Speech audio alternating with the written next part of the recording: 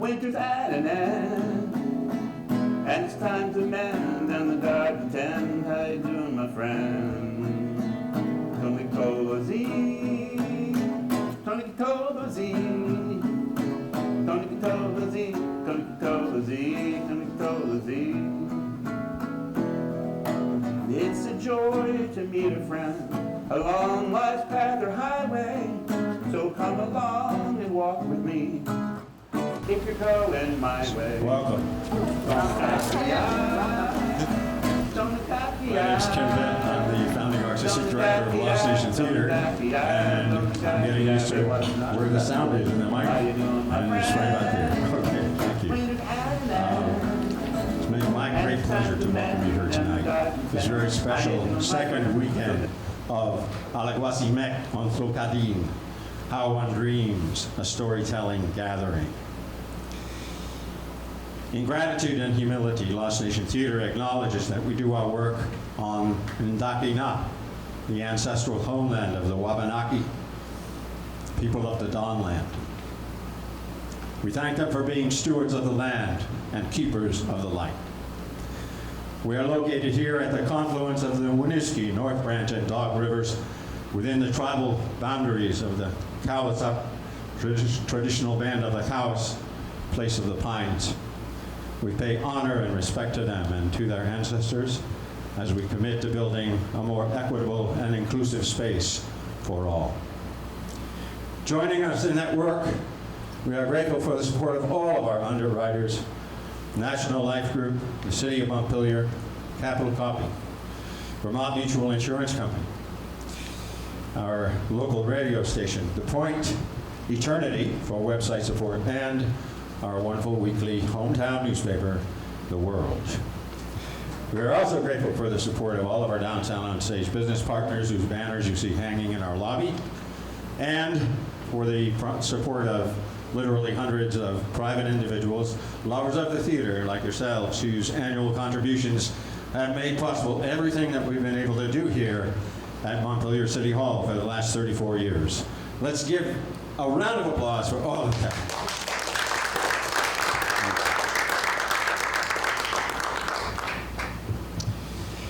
It's my job to warm up the audience, so I want to start with a little kind of a joke, I guess. How many of you read Willem Lang's piece in the paper today? Okay. This is where this came from. In his ramblings, Willem mentioned that he was told by an Inuit man, do you know how to get a white man to look at his watch? Willem said, no. And the Inuit man said, ask him if he's hungry. And Willem tried that for many times after that, and invariably found it to be true. An amazing, strange truth, right? Well, I'm going to tell you a little bit of a story now about how tonight came to be, since we're here for storytelling.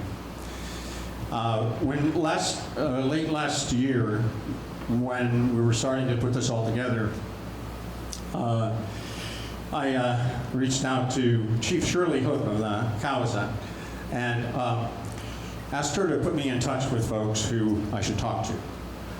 And she mentioned Deb Rieger, whose nationally syndicated radio program, Opposite Tracks, has been documenting the struggles of the indigenous community in our country, particularly in Vermont, for many years. Wonderful program. And so I got to connect with Deb. And they also put me in touch with Rick Hunt, who is one of our featured artists tonight. I had a phone conversation with Rick, and in that conversation, he happened to mention that he had that he suggested that I check out this book, No Word for Time, written by a man named Evan Pritchard, who he had never met, but he revered because he found in this book unending solace and inspiration, kept going back to it again and again, referred to it as his Bible. And I found out that Deb actually knew Evan and asked her to put me in touch with him. And so that happened, and then and now I was able to suggest to Evan and Rick that maybe it would be a good idea if Evan told stories and Rick did his improvisational drawings while Evan told his stories and did songs. So last night, for the first time, they met each other yesterday and they performed together, and you're going to get to see the second iteration of that tonight. A very special moment.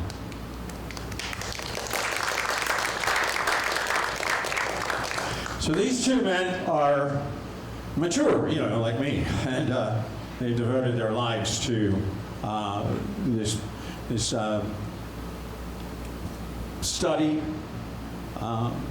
exploration, knowledge acquirement, and I could go on and on about, you know, and bore you with their resumes, but then we'd have to add 20 minutes to the evening. So I'm just going to say, here are two of the heavyweights, the titans of indigenous American culture in our country, Evan Pritchard and Rick Hunt.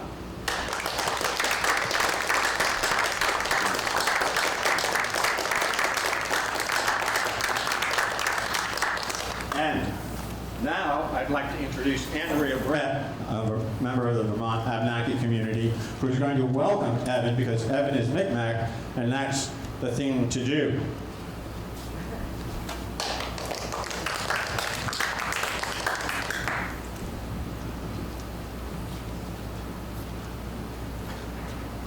Kwai Nirumbak, Louisiana, Indai Palaitan.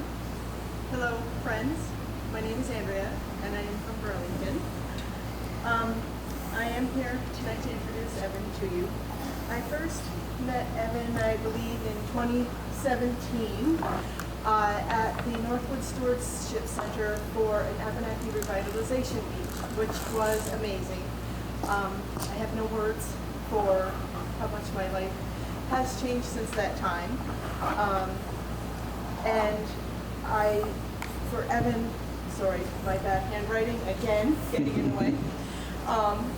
Evan has been committed to the Abenaki language restoration since 1990s, when he had met Mr. Evan Pritchard at that time. And Evan is a presenter of Mi'kmaq descent, and he has done field interviews with elders since 1990s. He is director of the Center for Algonquin Culture for 24 years, which focuses and encourages unity among the Algonquin tribes.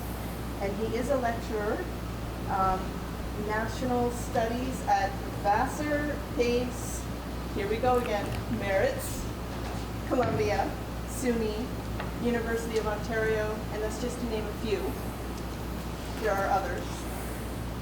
He has presented at Gracia Mansion. Gracie Mansion. It's my bad handwriting. I like Gracie Mansion better. And the American Museum of Natural History, because I also did that with acronyms, and the Smithsonian Institute, as well as online presentations. He is currently presenting a retrospective of his mapping work at Beacon Institute for Rivers and Estuaries with Clarkson University. He has been invited to lecture at the Lehman College this spring. He has written over 50 books for Native culture, history, language, and spirituality, including the book No Word for Time, Bird Medicine, The Native New Yorkers with Henry Hudson and Algonquin, again, handwriting. Right, Henry Hudson and the Algonquins of New York. Thank you. And poems from Greeting were also the basis of a portion of a Native American stage play that was performed at the iconic Cedars venue. It was off Broadway, and on and on. There is much more. I was much smoother at this last night. He is very accomplished. There are many other things that Evan has done. I'm very proud to be able to be introducing him this evening. Thank you. And if you're interested, his contact is evan.pritchard7@gmail.com or www.algonquinculture.org. Thank you, everyone. Thank you, Andrea.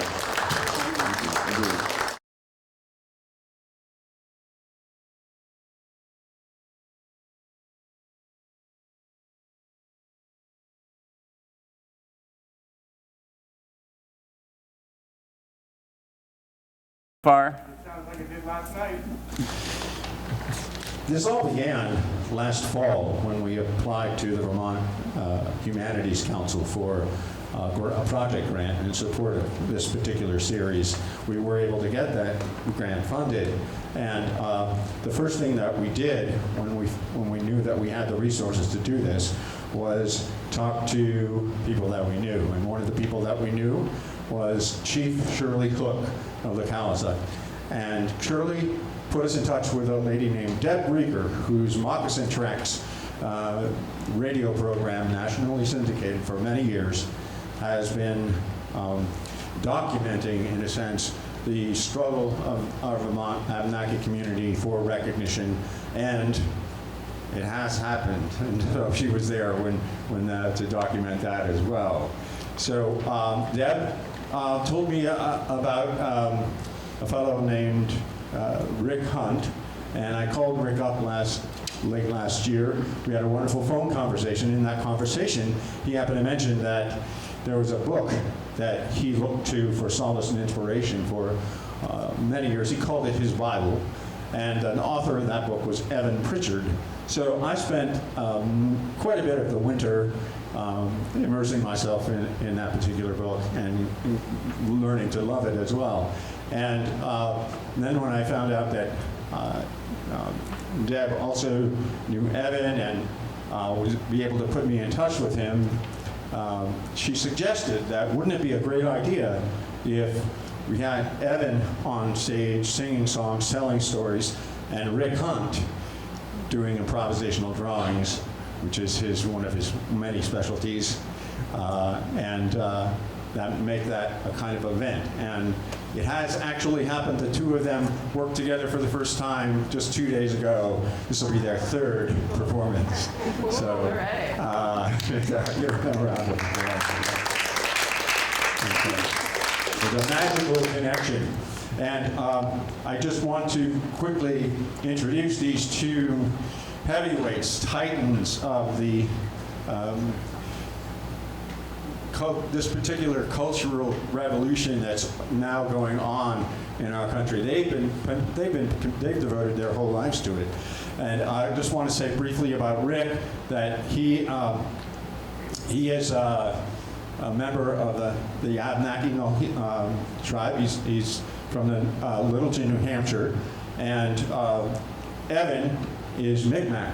And because he's not strictly Abenaki, he needs to be welcomed to the Abenaki homeland. So we did actually arrange to do that the last two performances with the help of Andrea Brett, a Vermont Abenaki from the Burlington area.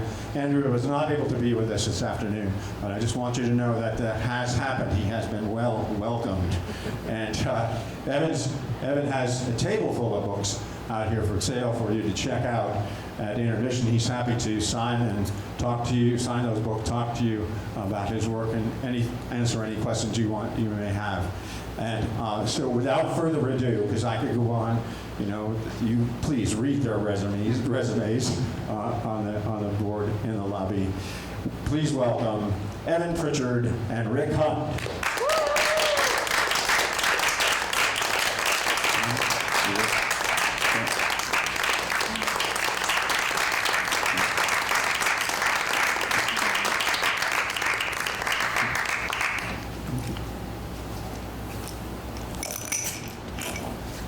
Well, hello everybody.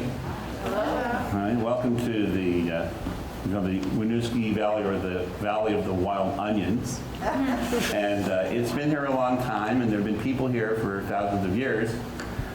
since the Ice Age, who's counting a few centuries and millennium. But I made this map right before coming here because it helped me to kind of orient myself in the land and to kind of go back in time, even though there isn't any. And that makes it easier, but I'm in the map. And this one is, based on settlement patterns of Algonquin-speaking people throughout North America. And in the last 2 days, I've been hearing many comments. These are free in the lobby, but are pathways, ancient pathways that are now paved over that you can drive on or still walk. And then it's the Winooski, formerly the Winooskik River of Wild Onions. And this is like a fork in that river. They would call it a Lackawack in the old days. And so you have Route 12 is, Main Street here, but 12 is part of an ancient trail that follows along valleys and river routes and goes out to the Connecticut River at Harlan, but also goes up north towards, somewhat towards Calais, right? And then joins 100. But also Route 2 is a major, major trade route throughout North America, and it goes right through here. So there was lots of traffic, as there is now, on Route 2 thousands of years ago, because it goes, various places, it goes to Champlain and also to Dessert, the other way. Now, the Dog River is down here and it's very important, just as ever, but it was really important thousands of years ago because there's this distinctive island, which is now underneath the thruway ramp. You can't see it as well, but these islands, exactly like this, is what I call the Great Configuration. I've written a book about that configuration. And I've been studying these all over North America, these configurations, and I said, what is it? And suddenly while I was at, I guess, the restaurant, I pulled out a napkin and I drew the Great Configuration, and then the book, Islands of Fire. And here it is one. This is one, and during the last 2 days, I've been getting all these comments from people who have come who are either scholars or friends with scholars and saying, they can confirm all this. But it's all based on Algonquin settlement patterns. And the V's are villages, where villages should be. And in fact, they tell me they found village, historical records for all of them. And even when Main Street goes over this way, it's really a part of a portage to the Blanchard Brook. It goes right there. Now this morning, I took a walk, and as our ancestors used to walk, remember, and there's a falls there, now called Sawmill Falls, but Vine Street goes right to it, and then there's a bridge crossing in front of it, so you can admire it in all its beauty, even though it's been dammed up. But there was definitely a rapids there, and fishermen for thousands of years have been attracted to that waterfall. So I just wanted to show you some of the highlights of the maps. You can enjoy it and take it home. So this Manahan Squeda just means, in the Wabanaki language, island of fire. And that means that council fires would have been held on there no matter what, because if they didn't have an island, they would have built one, but they weren't really into that, But here you have that exact kind of island. They would have put a fire on, they would have gathered there, and then they would have had some guards around to protect their privacy. And it's kind of like having a moat. So I just wanted to show you that before we got started. So, I'm interested in the Wabanaki culture, and I have been since 1990, and I met several elders then. Wabanaki. One was Evan Pritchard, who's hasn't been around for a while, but also Molly Keating, who is also not only a native elder, but a scholar. And she preferred Wabanaki, but there are others who have other opinions about the accent. We will talk about that later. But that's how I got into this. I'm not like a fly-by-night, how you say, spokesperson, but a lifetime spokesperson for Wabanaki. One of the reasons is my mother was a Mi'kmaq or Micmac living on the Saco River. And she used to go down as a child. In those days, young women walked around unescorted, and very brave ones, and my mother would go down, and right near the beach there were these basket makers, and she would talk to them for hours.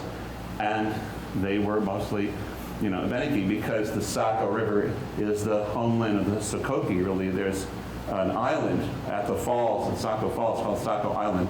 And in historical times, there was large villages of Sokoke Abenakis there, and she would go down and she would talk to them. She said, well, I'm Micmac, and who are you? And they would say, well, we're Sokokes, and we're part of the Abenakis. So she always talked about that.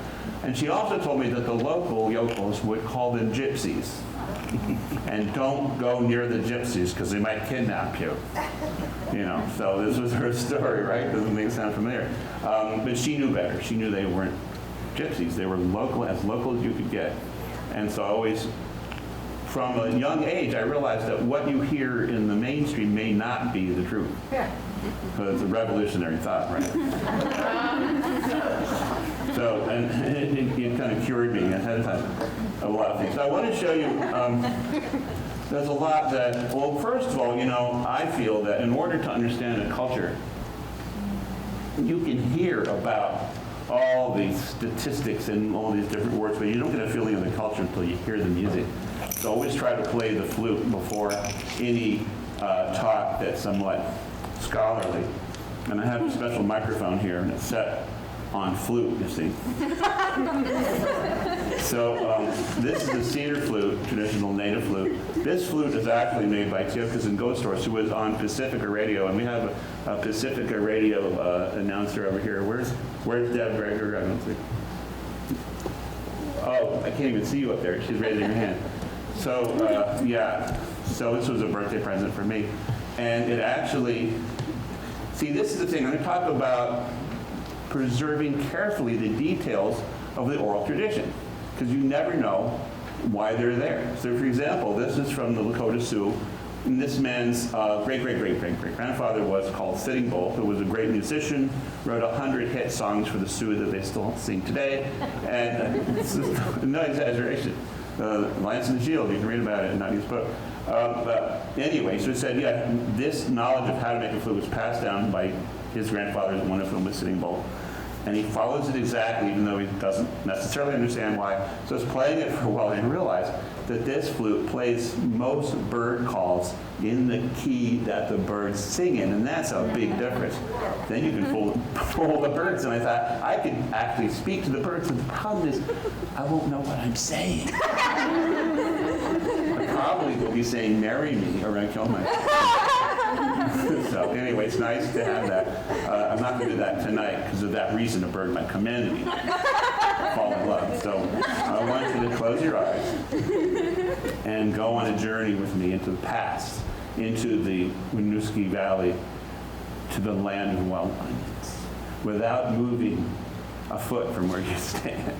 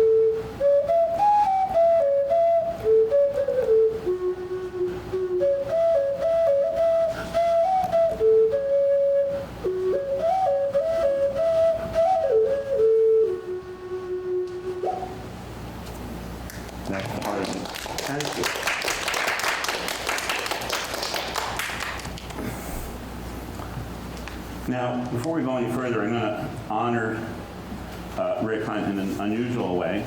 He didn't know the first performance I was going to do this. But the thing about, is he doing something tricky? No, I'm going to show you. Okay, so I'm very interested in, I'm Micmac mainly, and some other things, and I'm interested in the hieroglyphs because it's a real thing. You know, the first explorers and missionaries in the 1600s found them all writing these hieroglyphs and started writing them down, and some strange stuff. And even to modern day, when I was studying with my medicine man, my Micmac medicine man, grandfather Turtle, that I write about in Order for Time, and by the way, yesterday was his birthday, and as I was here, there was a big gathering, a memorial service for him because he passed away on Valentine's Day. So this was his first birthday since his death, and they had a big celebration. And my sister was texting me because she was there speaking and telling me what was going on, so it was great. So I'm happy to be here. You know, it worked out for me. But he told me that his grandmother wrote letters to all her friends in hieroglyphs every week, and the postal system delivered them just as they would any letter in English or in French. And so it's a living thing. But I want to show you, this is, you know, remember Bob Dylan and, you know, possibly 4th Street, and he's throwing the placards away. I'm not going to throw them on the ground. But I made these because I wanted it to be non-internet, you know, just really as if in the old days when the elders would write on some deer skin and then hand it off to the younglings. The wooskies, by the way, word for youngling. This is a hieroglyph for a shaman. You know, shaman, it's really more women in the world are shamans. So they just study, and although shamans they can find around the world, more of them were women. But boho, so this is the sign. So just look at that. It's an odd thing. Why does it look like that? This is the sun spirit, which we all know as Niskamic, and that's the word for the sun, but it's the sun spirit, not the one in the sky necessarily, so they overlap. It means your grandfather. It means where you come from, and it's like part of the creator. And notice the similarity. But also notice that this, which is written down by missionaries in the 1600s, actually is a perfect drawing of a solar flare. There was one little catch, that solar flares weren't visible then.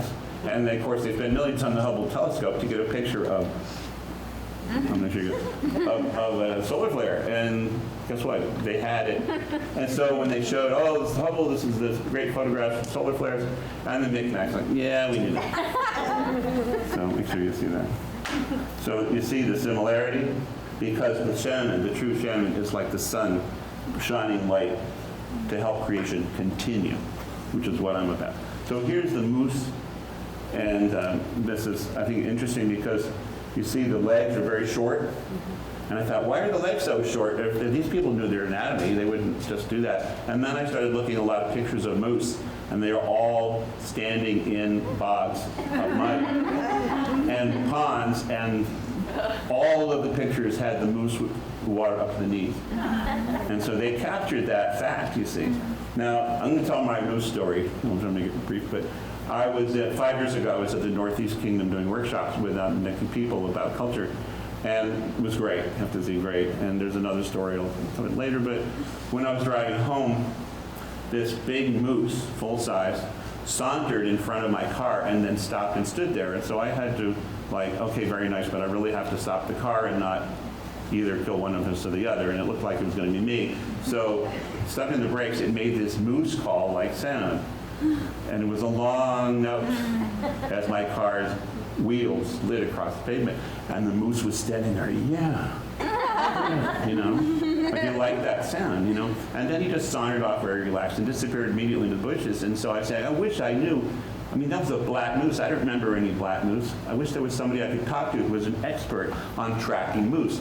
And I went only like 100 feet around the corner, maybe 100 yards, and there was an ice cream store called Moose Tracks Ice Cream Store. I thought, these people gotta know about moose. So I walked into the store and I would grab somebody and said, do you know about moose? Oh yes, we all know about moose. Do you know what about a black moose? Are there any black moose? Oh no, there's no black moose. Where did you see it? I said, right there. And they go, oh, really? You don't even get that many moose. You saw one, you're very blessed. That's why I almost missed it. And so then I realized that it was a hot day, just as it has been for the last several days here in Vermont. Apparently my experience with Vermont is it's a lot like Florida, but you may not agree. But it was 90 degrees then, and the moose, I realized, had just, that happy moose with a big smile on his face as he stopped my car, had just jumped out of a black mud bog. And hence the source of the happiness, you see. You know, and I know I heard that once you go black, you never go back. Well, I think this moose was definitely very happy to be that color. So there are no black moose except when they jump out of a bog. And here you have a hieroglyph, 1,000 years old maybe, showing the moose about to jump into the bog. And that ties in also with a story in part 2. Here's Grandfather Bear, and this is Gizibo Moween in my language. Moween means the one who eats the berries. And you notice it looks a little bit like Thurber, right? But also, it very much looks like some of Rick's drawings. And when I saw it, I said, oh my gosh, that's Rick. Rick Hunt lived thousands of years ago and made these That was the 60s. If you remember the 60s, you weren't there, right? I'm going to be thinking about that all night. Thanks a lot. Okay, so here's the hieroglyph for bears. And we're going to be talking a lot about bears because they're a big part of local culture. Awasos. And as a matter of fact, Rick Hunt's car license plate says 1 Awasos. I took a picture. Now, here's a kind of collection of 3 important spiritual hieroglyphs. They're not just physical animals and things you can touch, but also things you can't see or touch unless you have the gift. And this is the tree of life here, Michi Gizi. That's the hieroglyph of the tree of life. I think it's a crosscut. This is a manitou, and I'm not going to explain why it has horns, but the eye is the single eye of the soul or the spirit. And this is the travel, I think. I'm just intuitive. But this is very abstract. This is the path of life, the red road, the beauty way. It's all the same thing. And all the Native Americans I hang out with all have some version of this, the red road, the beauty way. And that's the symbol for it.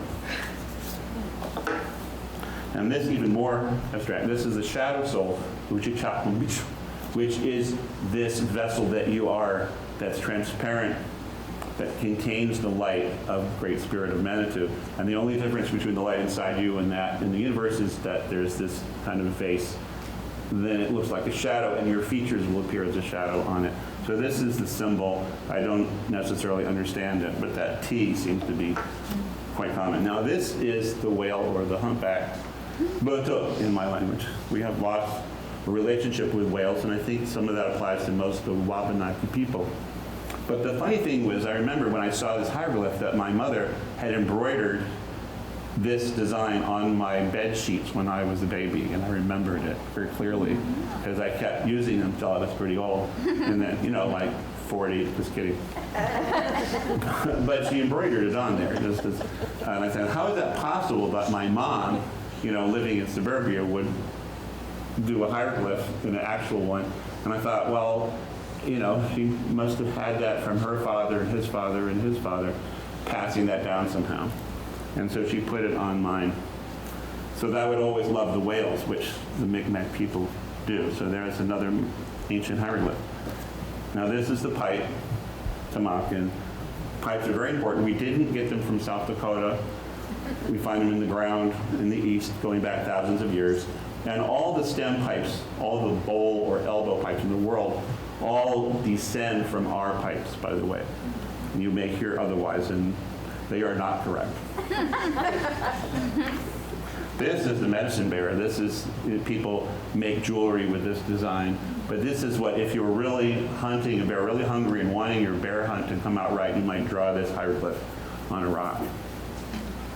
And again, looks just like something Rick Hunt would do. So how did Rick Hunt get back thousands of years and draw these on rocks? I don't know. Okay, so this is an important one. This is Abyssinuj. And this is in the story of creation, which I've written about many times about Glooskap, going through the first man and becoming hungry. And then the Abyssinuj, or the pine marten, will show up and basically agree to be hunted so that the human beings won't die out. It's a very sacred animal, and he's surrounded by this circle of life and light. Now this is the last one. This is one of my favorites. I really love this. This is Mother Earth. You notice that there's a kind of a longhouse, and we had longhouses here when there were enough people to fill it. And then the longhouse is on her head because we all live on Mother Earth, right?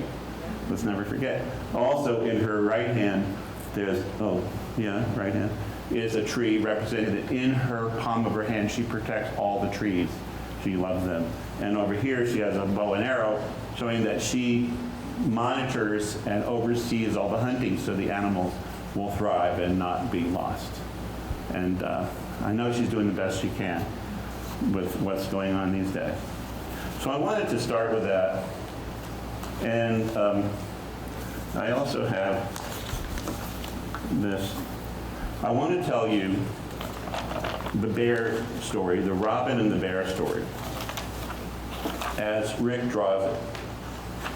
Now, you know, the missionaries, the Pelletiers, were surprised that Indians, Native Americans, Iroquois, and Algonquian, including the Wabanaki, all knew that that big constellation called the Big Dipper was a bear. And they had similar stories, but not the same.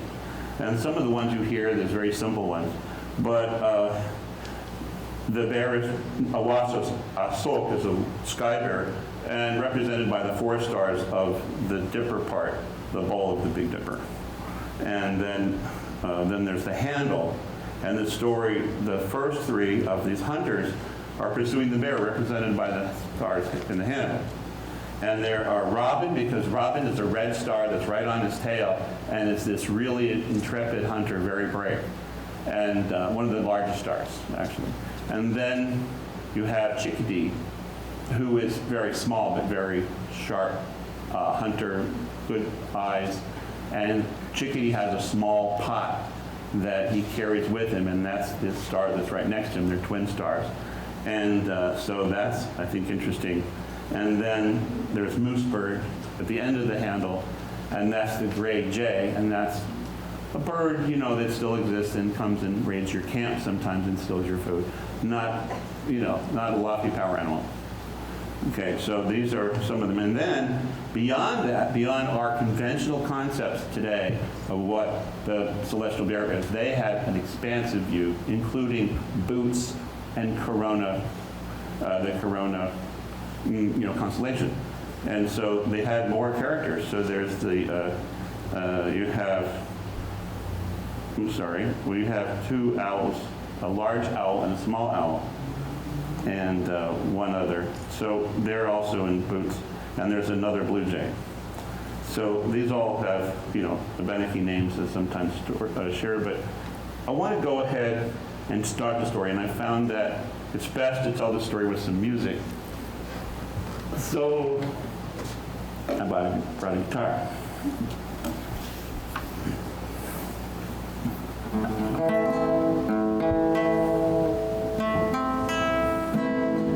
So imagine, what do I do? Oh, I forgot. See, here's my memory. Imagine you're one of the birds and you're going off on a great hunting trip to seek the bear. Way up in the bear country, the Micmac people live so free that they do not have a word for time and no word for goodbye, for goodbye. And when they leave their friends at home and they go out hunting all alone, they do not think about the time and they do not say goodbye, just good day. And they never have to say, hey, don't cry, there's no word for goodbye. Our paths will cross again, 'cause the circle never ends, and so till then, ride the wind. Dizzy bend, see you again, see you again, see you again, yes. Up the Moltes, and that means see you again. So the word zizibem is a word for a bird, a nickname for the bird in Micmac, which is really the black-throated green warbler, which is just passing through town right now. And so they're very beautiful. And so we think of them as that, you know, like a sweetheart. So that's part of the story, and it also reflects some aspects, because this story is circular in that the Big Dipper is actually a circumpolar star, which means it's near the north, and it rotates counterclockwise throughout the year. And so this is an important part of the story to remember, because all the characters go chasing the bear in a counterclockwise circle, and it goes round and round forever. It doesn't mean they don't catch him, but that's the mystery of life. Oh, no. late in the spring every year, Sky Bear, which is a wassail so wakes from her long sleep and leaves her den and descends down to the ground in search of food. And then the sharp-eyed chickadee, remember, as very sharp-eyed as a good hunter, sees the bear. And there's a song. It's actually a Ojibwe song. It's also a suitcase. This is a moose drum, by the way, made from a... So the chickadee sees this bear and might have sung this ancient song, which is actually is the Ojibwe. Makwa ni waba, makwa ni waba, makwa ni waba, makwa ni waba.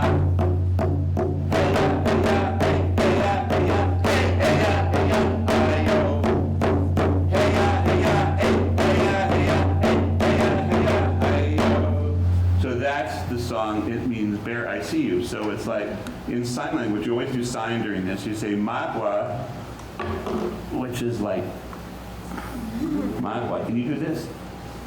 This is the hand sign for magwa. And then ni, me, I. And then this is I see you. Okay? So magwa, I see you. So that goes along with the words makwa ni waba. And then heyo, heyo, you go like this, like, brother bear, I stand beside you, brother bear. And this means more power to bears as if they really need it. At home I have this, I went outside and all the boxes had been knocked over from my house where I live in the mountains. And there was these giant teeth marks into this can of peanuts, and there were no peanuts anymore. But anyway, this is, I want you to do the sign language with me. I'm just gonna do this song. You can sing along now if you know the words, and do the sign because I can't. Makwa ni waba, makwa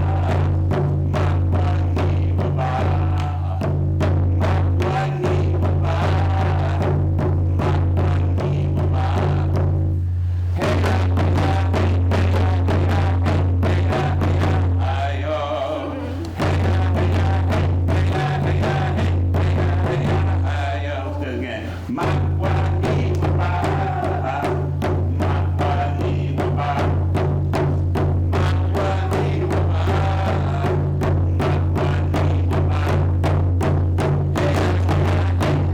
Hey ya, hey ya, hey ya, hey ya, ayo.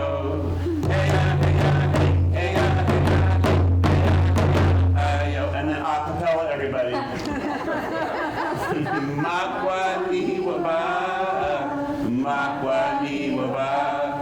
Makwa ni waba, makwa ni waba.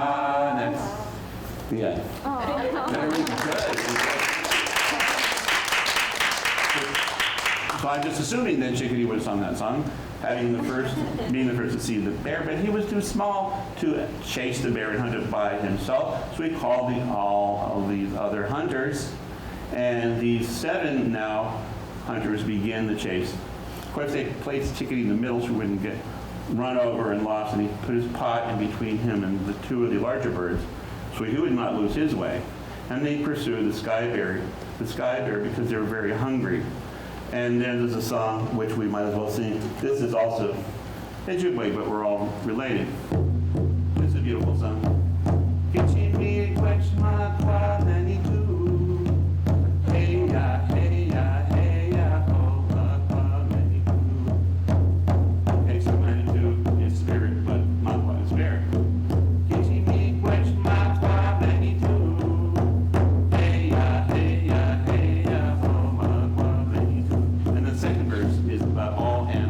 They meet any animals that they want to hunt.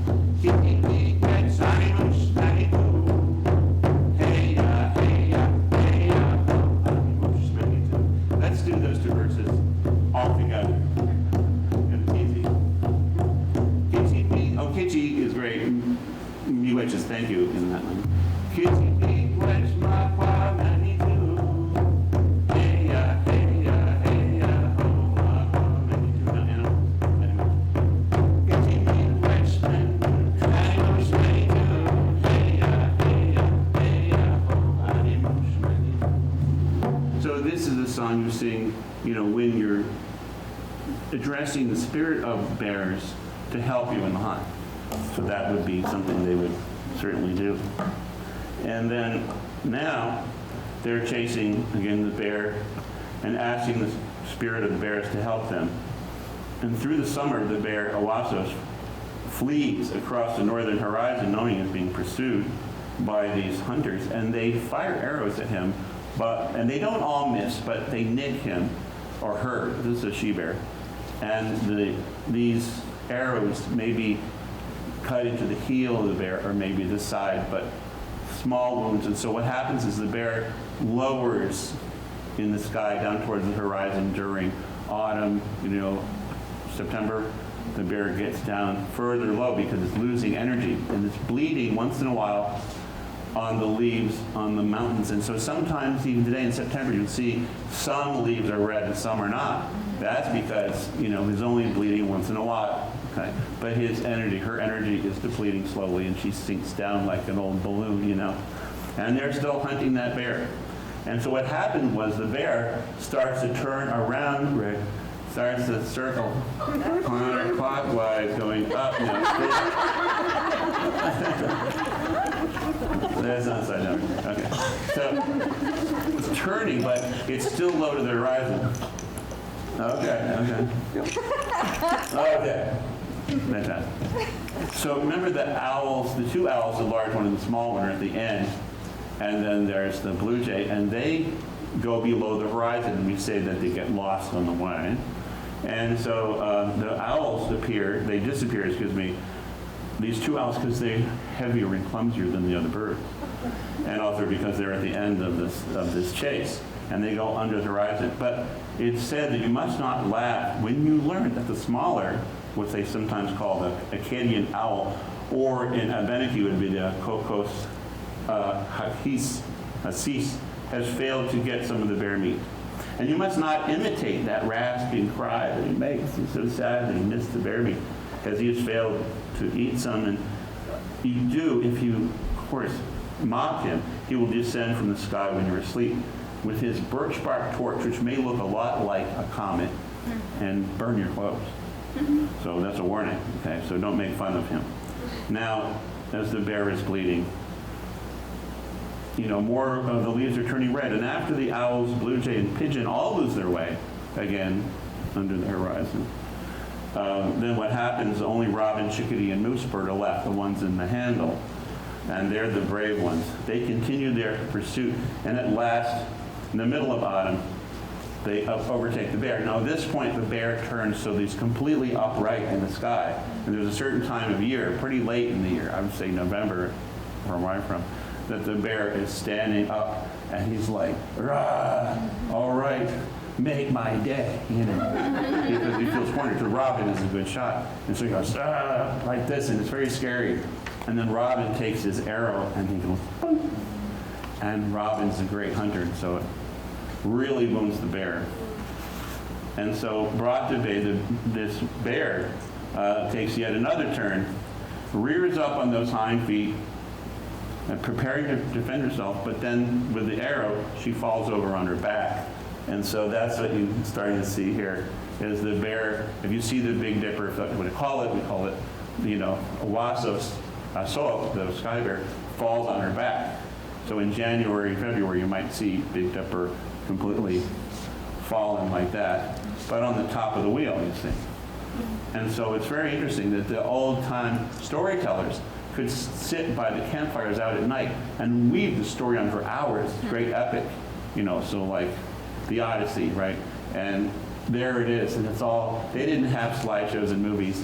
They had the stars, and the stars were their movie screen. And they would show you all these characters up in the sky, and it seemed, I'm sure, very real. And so the robin is eager to eat the bear's fat, just getting thin, and wants to complete the hunt. So he kills the bear, and then he's in a great haste to open up the meat, and he leaps upon her, and then becomes covered with blood. And flying then to the closest maple tree, he lands in the maple tree in the land of the sky, which is really a lot like here, only it's there and we're here.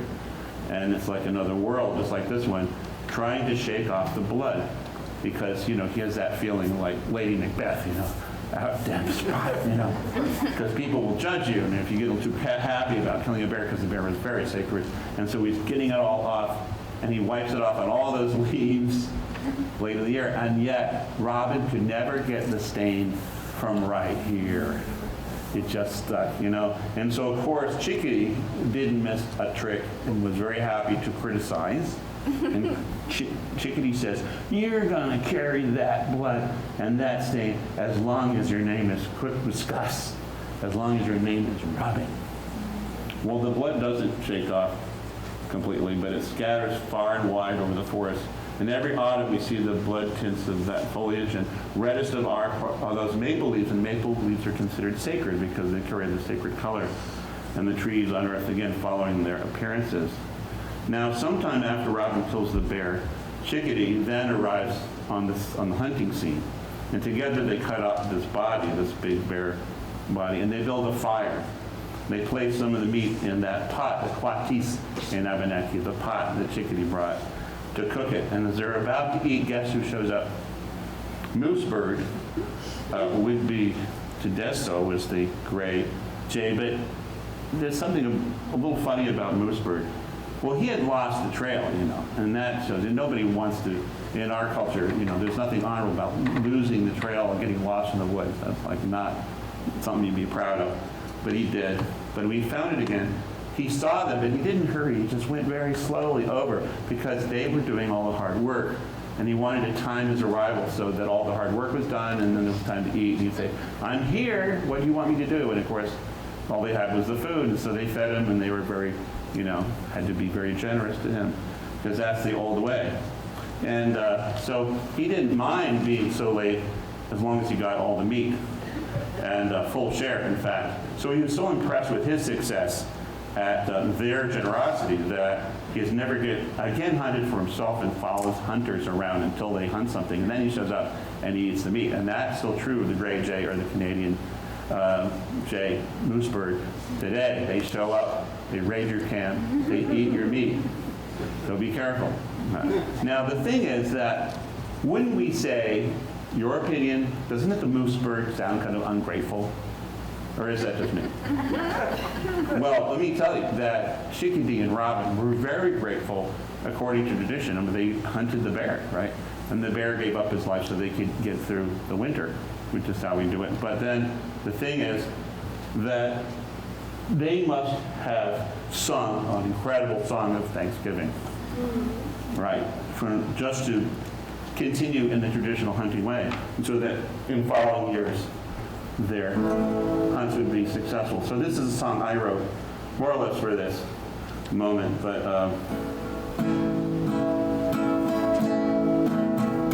so this is a song that if Robin and Chickadee had guitars, and it's in English, they would have sung this song. Oh, Great Spirit, hear my song, my heart thanks you all day long, and thank you for the rain and the sun. Thank you when the day is done. Also, if they'd spent any decent time in Jamaica, they would have sung it. When the rain is done, I'm calling, can you hear me? Oh, well, I'm in a folk and movie. Great Spirit, I hear what you're calling me to. Well, all and I thank you, get you minute too. Get you minute too. Get you minute too. Of course, you don't get you minute too with Great Spirit, but well, all in and knick-knack thing. Eagle fly and take this message to the highest sky. Take my prayers, and as you carry it into the air, please take care. Thank you for the day and the night, and thank you for the dark and the light, and thank you for the young and the old. Thank you for the heat and the cold. I'm calling, can you hear me? Oh, well, I'm in a mocha and a wheat. A Great Spirit, I hear you calling me too. Well, all and I thank you, get you minute too. Get you minute too, get you minute too. And you can sing this part too. Eagle fly take this message to the highest sky. Take my prayers, and as you carry it into the air, please take care. So that's the sing-along part. Thank you for the fish and the fowl, for the eagle and the owl. Thank you for victories and for bringing me to my knees. I'm calling, can you hear me? Oh, we'll all been up, open away. The Great Spirit, I hear it. I'm calling to the law, and I thank you, Manitou, Eagle fly, and take this message to the highest sky, and sing along. And take my prayers, and as you carry it into the air, please take care. Thank you for the fish and the fowl, and for the eagle and the owl, and thank you for the food that I eat, whether it is sour or sweet. I'm calling, can you hear me? Well, I'm spoken away. The Great Spirit, I hear what you're calling me to. Well, all and I thank you, Manitou, Manitou.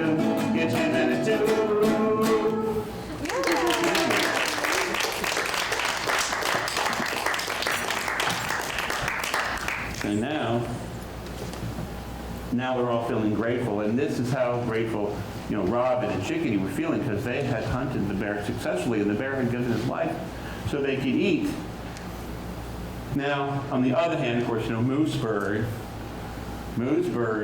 still to this day will raid camps and eat your meat without giving you any thanks at all, or for the animal. And so that is why the other birds named him He Who Comes In at the Last Moment Bird. And there are some people that should get that name too. But we won't mention that. So, Quitwiscas and Keji Giggles Hasis, which is the word for chickadee, that's Robin and Chickadee and Wabanaki, they were very generous. So, of course, they're generous, and they share their food with Moose Bird, because that's the old ways. Before they eat, Chickadee stirs the meat in the pot, and the other two dance around the fire. And such was the custom in the good old days of the Wabanaki, when the Wabanaki people were all brothers, and they all helped each other all the time. And they felt it their duty to share their food with each other and to thank each other all the time, and to thank Great Spirit, Manitou, for their happiness. Now, there's another song that fits this on me, because we're talking about the ancient days. All the elders, I went around for 30 years and still do talking to elders in the field, Native American elders, traditional elders, and I asked questions, and I asked them what the old days were like, and every one of them has told me they believe that thousands of years ago, the whole Algonquian people, Kichiatukwogan is the name they use, which means the people that wear the deer skins. But thousands of years ago, everything was really great. It was just, like paradise. It says everybody helping each other, everybody, banding together, dancing together at night. They all said it was very beautiful. And even 20 years ago, I experienced moments of this with gatherings of Native people. And I don't, now after COVID, we're going to have to build it back up again. And this is part of that, and you're part of it. The idea that, we are helping to preserve and reconstruct a beautiful way of life. Not just a way of life, but a really wonderful way of life. So this is a song, and there's a story of this song. This is a very, very, very old song. And then it goes, I'll sing it to you. It's about, Yo Watate Way, means everything's okay, and everything's right, and please come and join us in what we're doing. Okay?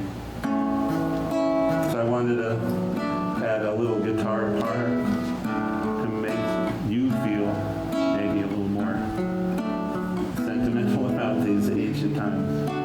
Yo, watate way, watate way, watate way. Yo, watate way, watate way, watate way. Yo, watate way, watate way, watate way. Yo, watate way. That's the sweetness that many elders feel through the old days, where you can just kind of join in. And so if I I were to translate the song and sing it this way. Come and sing a song, and sing a song, and sing a song. Come and join along, and join along, and join along. A song about the way they used to play all through the day, and dance the night away, and kid decay, and kid decay. Makes me want to cry. Kid decay is how it is, a sacred dance. And now this part I want you to sing. Yo, what that they way, what that they way, what that they way. Put your heart into it. Yo, what that they way, what that they way, what that they way. Yo, what that they way, what that they way, what that they way. Yo, what that they way, what that they way, what that they way. And gather around the fire, around the flames, around the flames. You'll be glad you came. We feel the same. We feel the same. Come enjoy the day. Enjoy the day. Enjoy the day. Everything's okay. It's all okay. And you can stay. Now join me. Yo, with that day way. With that day way. With that day way.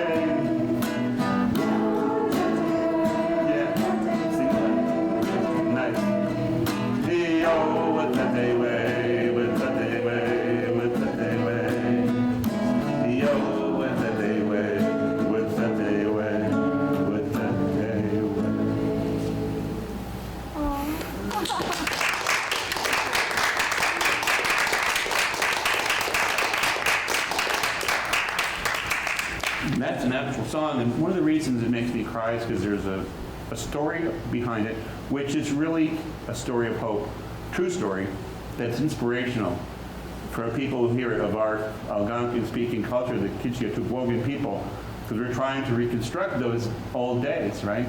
And how does that happen? Well, we're sometimes isolated, we get a little piece of our heritage, and we hold on to it, and we try to remember it exactly, right? Because we don't know what it fits into, something else.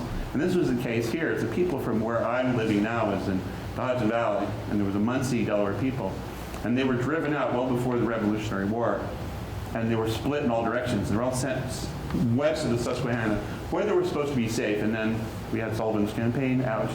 But then some were sent, or went to Missouri, which was Spanish territory.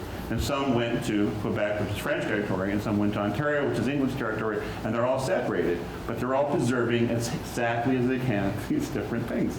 So what happened was the group in Missouri found something called, they heard about something called the Louisiana Purchase, and soon they were part of the United States. So the United States didn't want them, they sent them away, said get out of here. They went to Texas, which of course was going to be Spanish forever, right? No. So they had a big settlement. They're called then the Delawares, right? The Munsee, known as Munsee Delaware. And so they had this big settlement in this part of Texas on the Brazos River. But of course, you know what's going to happen. They're going to be kicked out.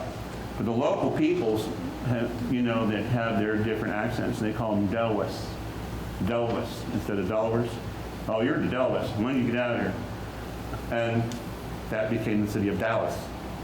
You know, and this keeps happening. They say, you know, Muncie, Indiana, and all these places. So, Muncie, Ontario. So they had to move again. And so they moved in with the Caddos, which is an ancient culture not related to them at all, but they bonded somehow. And the Caddos swore that they would always help preserve the culture of the Munsee, even though they're not related. Well, then, of course, Texas said, you know, we can't have you here anymore. And so they moved them to Oklahoma, and Anadarko in particular, and so they're in Anadarko for a long time. Now, here's the story where it comes into me, and we are all part of the creation stories in some way we don't know. But I got this call, and this guy wanted to see me, and he told me this story. And he says his uncle, his great-grandfather, whatever, Donadonko, got to be 90 years old, and he had memorized the Washaniki song cycle, which is well over an hour and very difficult. And he told me this story. He says his grandfather got really ill, he was in the hospital, and one day he called all his relatives into the hospital room to say goodbye. I said, wow, he's really that sick. I don't know. So he gets up out of bed, and he begins a recital, well over an hour of virtuoso Algonquin music. and then he died. But the good part of the story is that somebody had a tape recorder hidden away in a pocket and got a very nice recording, and they gave it to me. You know.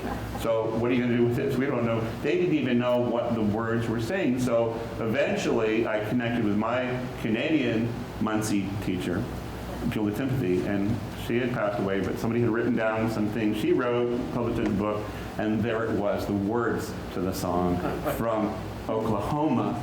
And both parts had preserved it perfectly, having not spoken to each other in maybe 250 years.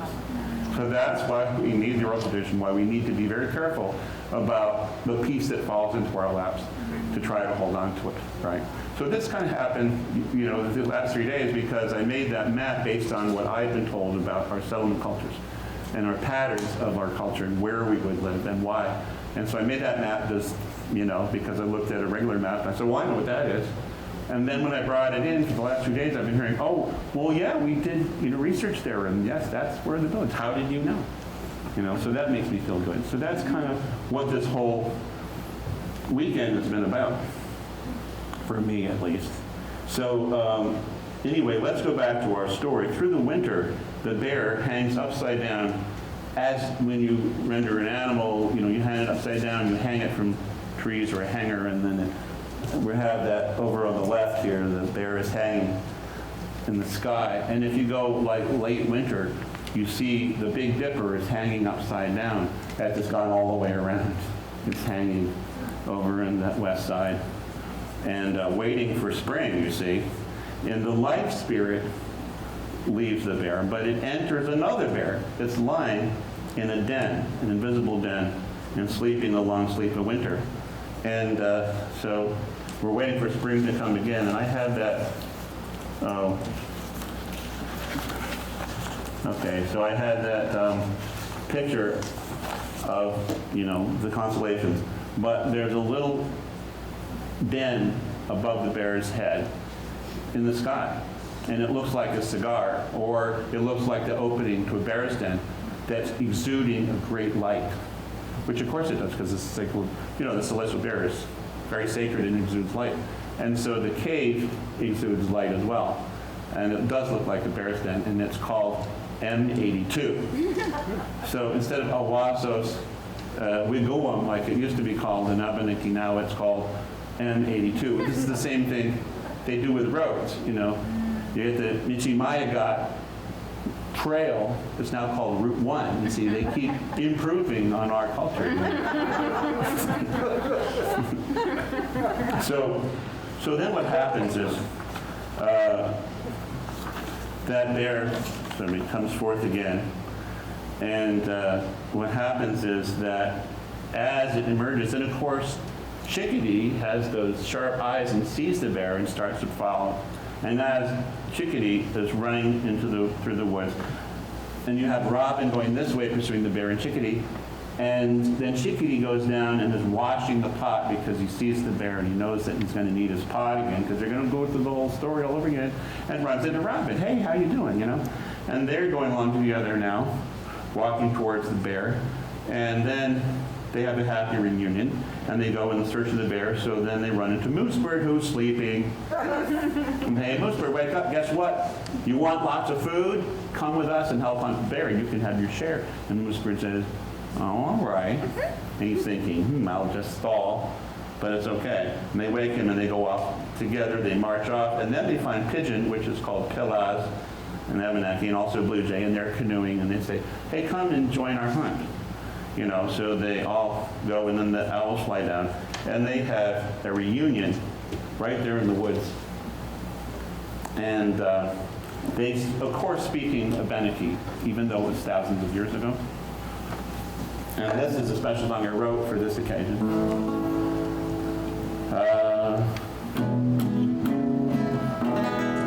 So this song teaches all of these different expressions that people use when they meet in a Wabanaki world. How you doing, my friend? Winter's at an end, and it's time to mend and the garden tend. How you doing, my friend? This is what they all said to each other, right? We're sure of that. How you doing, my friend? Winter's at an end. time to mend and the garden tend. How you doing, my friend? You want to try that? Well, you doing, my friend? Winter's at an end, and it's time to mend and the garden tend. How you doing, my friend? And how you would say in Hellenic language, don't go easy, don't go easy, don't go easy, don't go easy, don't go easy, don't gakia, don't gakia, don't gakia, don't gakia, don't gakia. Well, it's a joy to meet a friend along life's path or highway. So come along and walk with me if you're going my way.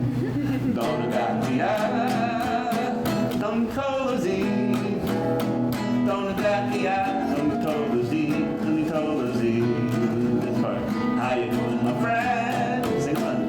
Winter's at an end, and it's time to mend and the garden tend. How you doing, my friend?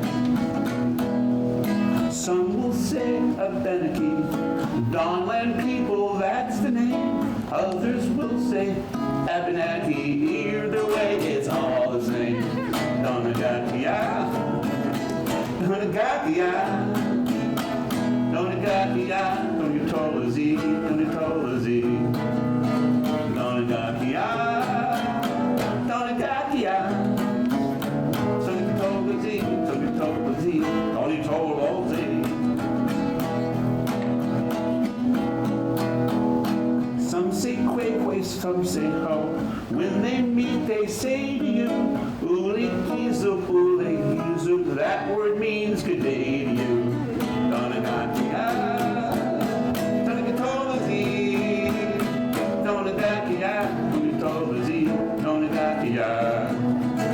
How you doing, my friend? Winter's at an end, and it's time to mend and the garden tend. How you doing, my friend? It's a morning greeting. It means you look new to me, and it bears repeating. Donagakia, Donatolazi, Donagakia, Donatolazi, Donagakia. How you doing, my friend? Winter's at an end, and it's time to mend and the garden tend. How you doing, my friend? Some will ask you Tagwaya, that means what is up with you. If they add Iti Nomba, that means they are friends with you. Niki Nomba, Donagakia, Donagakia, Donagakia, Donagakia, Donagakia. How you doing, my friend? Winter's at an end, and it's time to mend the garden tend. How you doing, my friend? Some see bully bomb to me when they are leaving. That means good canoeing, friends, so please do not go grieving. Donagakia, Donagakia, Donagakia, Donagakia, Donagakia. How you doing, my friend? Winter's at an end, and it's time to bend and the garden tend. How you doing, my friend? Be of good health, safe and sound. Well, there is no word for goodbye, 'cause we'll be seeing you around. Donagakia, Donatolazi, Donagakia, Donatolazi, Donatolazi. How you doing, my friend? Winter's at an end, and it's time to mend and the garden tend. How you doing, my friend? Well, it's a joy to meet a friend along life's path or highway. Come along and walk with me if you're going my way. Donagakia, Donagakia, Donagakia, Donagakia, Donagakia. Everybody now, how you doing, my friend? Winter's at an end, and it's time to mend and the garden tend. How you doing, my friend?